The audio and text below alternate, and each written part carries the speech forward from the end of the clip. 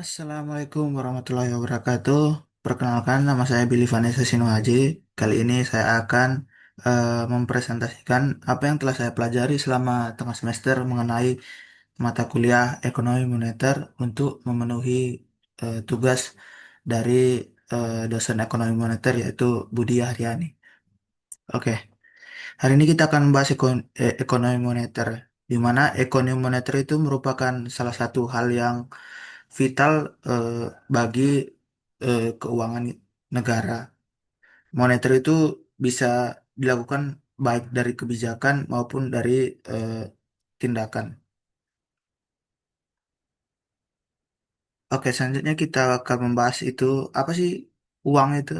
Eh, jadi fungsi uang itu eh, adalah yang pertama itu alat tukar, di mana eh, uang ini memfasilitasi transaksi, kemudian mengurangi biaya barter yang tidak efisien. Contohnya, eh, kenapa uang itu dipakai? Biasanya eh, uang itu lebih praktis. Biasanya lebih dibandingkan dengan contohnya emas, itu kan sama-sama alat tukar, tapi secara kepraktisan itu uang lebih unggul daripada emas. Kemudian satuan hitung, di mana uang ini sebagai penentu nilai barang dan jasa, di mana memudahkan perbandingan harga dari suatu barang. Kemudian penyimpanan nilai, di mana menyimpan daya beli untuk masa depan, melindungi aset dari inflasi. Contohnya itu penyimpanan nilai seperti uang US dollar itu dengan ekspektasi akan meningkat di masa depan, maka banyak orang yang menyimpan uang tersebut. Tapi sebaliknya, apabila uangnya tidak memiliki masa depan atau ekspektasi di masa depan akan jatuh, maka uang tersebut akan segera ditukarkan ke, contohnya, dari rupiah ke dolar. Jadi secara definisi itu uang adalah segala sesuatu yang diterima umum sebagai alat tukar. Contohnya rupiah di Indonesia, US dollar di kebanyakan tempat itu pasti diterima.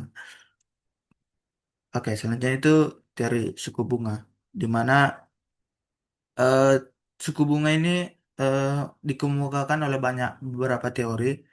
Kita mulai dari teori klasik, di mana menurut teori klasik eh, yang dikemukakan eh, eh, oleh filsafat ekonomi pada zaman dulu seperti Adam Smith, itu masuk dalam eh, ekonomi klasik, di mana teori ini mengatakan tinggi rendahnya tingkat bunga ditentukan oleh eh, permintaan dan penawaran akan modal atau dana pinjaman. Kemudian tabungan adalah fungsi dari tingkat bunga. Semakin tinggi suku bunga, semakin tinggi minat masyarakat untuk menabung.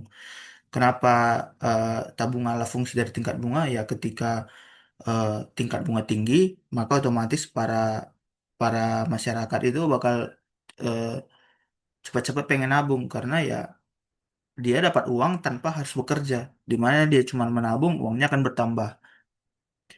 Kemudian investasi. Investasi juga merupakan fungsi tingkat bunga. Semakin rendah suku bunga, semakin menarik investasi. Contohnya, ketika suku bunga itu rendah, maka investasi itu meningkat. Kenapa meningkat? Karena ketika ketika eh, ketika sang investor ingin meminjam uang kepada bank, kemudian suku bunga tinggi, maka beban modal yang eh, diterima dari investor itu maka semakin sedikit. Maka apabila dibandingkan dengan suku bunga yang biasanya dia pinjam 1 juta, bunganya 2%, maka hanya sekitar 1.020.000. Apabila bunganya naik eh, menjadi 3%, maka dia akan menjadi 1.030.000. Maka terdapat perbedaan dari 2% ke 3%. Maka ketika suku bunganya itu rendah, maka menarik bagi investasi karena modalnya lebih sedikit yang dikeluarkan. Kemudian selanjutnya itu ada teori dari Keynesian atau John Maynard Keynes, di mana dia menyatakan teori preferensi likuiditas, di mana teori ini menyatakan bahwa tingkat bunga semata-mata merupakan fenomena moneter. di mana dia juga mengatakan pembentukan tingkat bunga itu terjadi di pasar uang, ditentukan oleh penawaran dan permintaan uang. Kemudian eh, Keynes menekankan juga nih tiga motif orang tahu memegang uang tunai. Yang pertama itu motif transaksi, yaitu untuk memenuhi kebutuhan sehari-harinya, untuk langsung membeli apa yang dia inginkan. Kemudian motif berjaga-jaga untuk menghadapi kebutuhan tak terduga. Itu biasanya kalau zaman sekarang itu emergency fund, di mana dana emergency yang berbentuk uang liquid yang bisa langsung kapanpun dicairkan itu salah satu eh, motif orang memegang uang. Kemudian motif spekulasi, ya untuk mengambil keuntungan dari perubahan harga aset, terutama obligasi di masa depan. Eh, Kalau obligasi itu kan bisa dibilang surat hutang. Tapi secara jangka panjang itu spekulasi keuntungan itu nggak hanya bisa diambil dari obligasi. Contohnya saham juga bisa, di mana ketika uangnya nggak dipakai untuk bisnis atau investasi, dia lebih mending eh, menanamkan uangnya ke surat hutang atau emas. Jadi menurut spekulasi ini ya, kenapa orang memegang uang ya, dia mau memakai uangnya untuk eh, mau untuk dibelanjakan ke investasi supaya menambah nilai uangnya itu sendiri. Kemudian eh, eh, John Maynard Keynes mengatakan bahwa ketika suku bunga naik, biaya memegang uang tunai menjadi lebih tinggi karena kehilangan potensi keuntungan dari obligasi. Ya, maksudnya ketika suku bunga naik, itu kan mendingan kita tanam aja uang kita daripada kita, ibaratnya kalau kita tanam uang kita, kita tabung aja uang kita ketika suku bunga naik, maka uang kita secara pasti per bulannya bakal naik, contohnya 6%. Itu udah pasti daripada eh, kita ngambil potensi keuntungan dari contohnya ambil saham atau obligasi begitu. Kemudian sehingga permintaan uang tunai cenderung turun. Sebaliknya, jika suku bunga rendah, orang cenderung memegang uang tunai karena imbal hasil investasi kurang menarik. Yaitu ketika suku bunga turun, ya orang mending pegang uang aja daripada cuman dapat sedikit aja dari tabungan, ya mending buat eh, buat usaha yang dapat margin yang lebih tinggi. Kemudian ini konsep permintaan uang, di mana eh, dari permintaan uang klasik, yaitu yang dikemukakan oleh kaum ekonomi klasik seperti Irving Fisher dan Alfred Marshall, di mana memiliki pandangan yang lebih sederhana mengenai permintaan uang, yang berfokus pada fungsi uang eh, sebagai alat tukar atau medium exchange, di mana menurut teori klasik ya, menurutnya permintaan uang secara langsung itu ya cuma digunakan untuk memfasilitasi pertukaran aja, kayak mau beli ini beli itu gitu. Jadi secara garis besar ya, menurut ekonomi klasik, eh, uang itu lebih sederhana permintaannya, jadi cuma untuk alat tukar aja gitu. Berbeda halnya dengan dari permintaan uang Keynes, di mana John Maynard Keynes ini dalam bukunya The General Theory of Employment, Interest and Money, memberikan pandangan yang lebih kompleks tentang permintaan uang, yang dikenal sebagai teori prevensi likuiditas. Keynes ini berpendapat bahwa orang memegang uang tidak hanya transaksi, tapi tujuan lain. Maksudnya itu ya nggak cuma untuk beli-beli aja, tapi ya bisa menjadi investasi, kemudian eh, dalam jangka pendek ya bisa buat usaha dalam bentuk investasi buat usaha, tapi dalam jangka panjang bisa juga buat investasi emas, kemudian tabungan gitu. Jadi eh, dalam teori Keynes ini lebih kompleks orang-orang eh, memegang uang itu, di mana eh, contohnya itu kayak seperti tadi motif transaksi, di mana jumlah uang yang dipegang itu bergantung pada tingkat pendapatan kita. Kemudian untuk motif berjaga-jaga, di mana uang itu bukan cuma alat tukar, melainkan untuk berjaga-jaga investasi yang mana tahu menguntungkan. Seperti itu. Jadi secara kompleks itu Keynes lebih merepresentasikan zaman sekarang, karena uang itu bukan cuma alat tukar aja gitu. Ah, ini teori permintaan uang klasik, di mana Irving Fisher dengan teorinya yaitu teori kuantitas uang, di mana MV sama dengan MPT, di mana maksudnya M kali V sama dengan P kali T. Adalah formula dasar yang menjelaskan hubungan antara jumlah uang beredar dengan tingkat harga.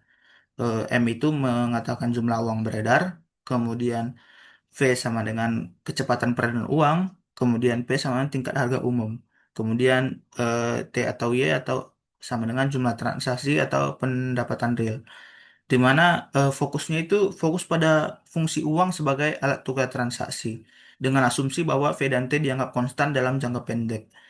Maksudnya kecepatan peredaran uang itu kan ya begitu-begitu aja, karena nggak mungkin kan orang yang biasanya beli beras 1 kilo tiba-tiba langsung beli 2 kilo gitu kan nggak mungkin. Jadi kenaikan jumlah uang uang beredar akan secara proporsional meningkatkan tingkat harga umum. Ya itu, ketika jumlah uang beredar terlalu banyak itu kan eh, maka maka ketika uang terlalu banyak beredar maka nilainya itu kan makin turun, sama seperti kasus inflasi di Zimbabwe. Itu eh, nilai uangnya itu turun, bahkan ada satu lembar itu 1 triliun karena terlalu banyak uang beredar, maka nilainya tidak ini lagi, tidak tidak berharga lagi. Secara teorinya begitu.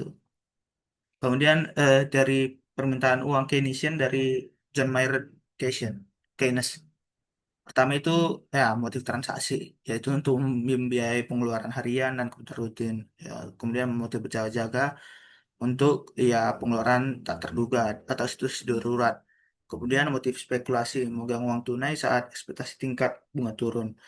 Di mana John Maynard Keynes ini menjelaskan mengapa orang memegang uang dengan tingkat bunga sebagai penentu utama motif spekulasi, yaitu intinya itu eh, mau di mana alokasikan uangnya itu ya tergantung tingkat bunga. Ketika tingkat bunga rendah ya mending kita eh, kelola sendiri uangnya. Tapi ketika tingkat bunganya tinggi ya mending mending kasih tabungan aja semua, itu udah pasti kan. Nah, ini kemudian faktor-faktor yang mempengaruhi uang. Yang pertama itu tingkat pendapatan atau PDB.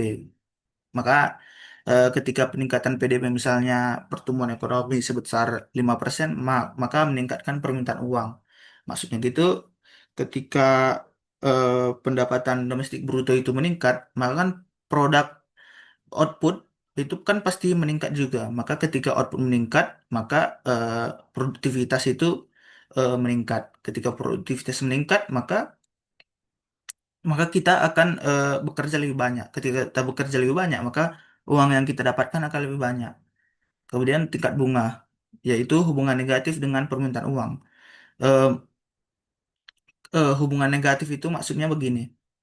Ketika tingkat bunga eh, tingkat bunga rendah, maka permintaan uang tinggi. Karena ya nggak ini, karena ketika di bank itu eh, bunganya kecil, ya maka kita minjam uang aja. Karena nggak banyak bunga yang harus kita bayarkan. Bisa dibilang hubungan negatifnya seperti itu. Kemudian tingkat harga umum atau inflasi, kenaikan harga.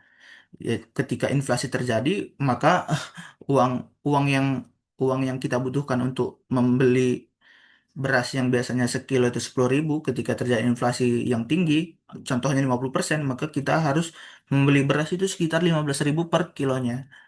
Kemudian inovasi keuangan, ya ini salah satunya itu pembayaran digital, yaitu mengurangi kebutuhan uang tunai. Ketika kebutuhan misalnya misalnya uang uang digital itu lebih banyak, maka mempengaruhi atau menurunkan kebutuhan uang kertas atau uang uang tunai langsung, gitulah maksudnya.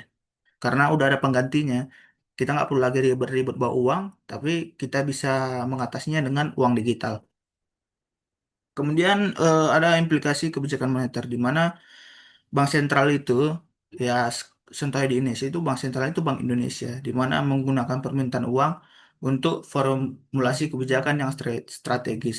Kemudian pengaturan suku bunga, menaikkan dan menurunkan BI rate, di mana di Juli 2024 BI rate itu sekitar 6,25%, mengaruhi biaya pinjaman dan permintaan uang untuk mengendalikan inflasi.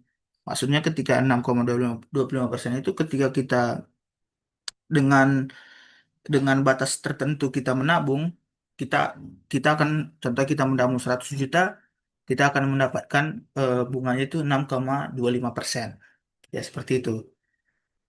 Dengan bagaimana sih bank sentral itu mengatur suku bunganya itu?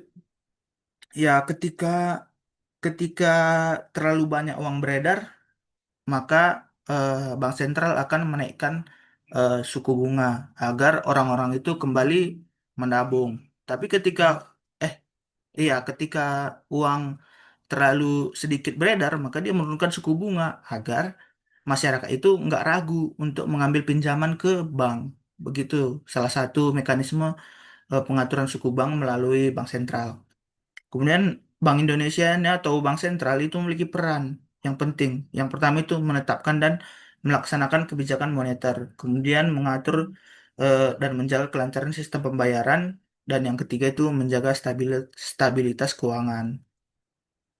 Yang kedua, yang selanjutnya itu instrumen dari kebijakan moneter, di mana eh, yang pertama itu dilakukan yang pertama operasi pasar terbuka, di mana eh, operasi pasar terbuka ini adalah instrumen kebijakan moneter yang paling sering digunakan oleh bank sentral, di mana tujuannya itu ini mengendalikan jumlah likuiditas uang beredar dalam ekonomi yang bisa dibilang itu tadi mekanismenya itu tadi ketika dia pengen mengurangi jumlah uang beredar, ya dia eh, menaikkan suku bunga agar orang banyak menabung.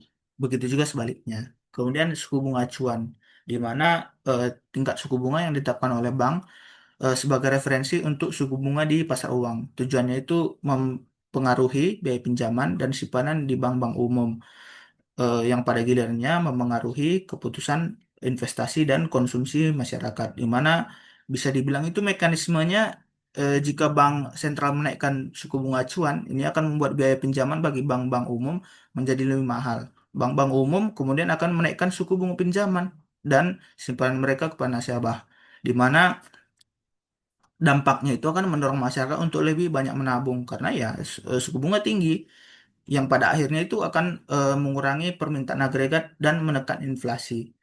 Kemudian ketika bank sentral menurunkan suku bunga acuan, ini akan membuat biaya pinjaman bagi bank-bank umum menjadi lebih murah, di mana implikasinya akan mendorong masyarakat untuk lebih banyak meminjam dan berinvestasi, yang pada akhirnya akan meningkatkan permintaan agregat dan mendorong pertumbuhan ekonomi. Jadi kesimpulannya itu ya uang dan permintaan uang itu adalah pilar penting dalam ekonomi makro yang kompleks. Kemudian teori klasik dan Keynesian menawarkan perspektif berbeda tentang motif memegang uang, di mana klasik lebih sederhana dan Keynesian itu lebih kompleks. Dan kemudian ada faktor pendapatan, tingkat bunga dan inflasi sangat memengaruhi permintaan uang, di mana pemahaman mendalam tentang konsep ini vital untuk formulasi kebijakan moneter Bank Indonesia, di mana ini bakal jadi insight baru kita sebagai mahasiswa ekonomi pembangunan supaya bisa menganalisis dalam masalah moneter. Oke, sekian eh, presentasi saya. Mohon maaf bila ada salah kata. Assalamualaikum warahmatullahi wabarakatuh.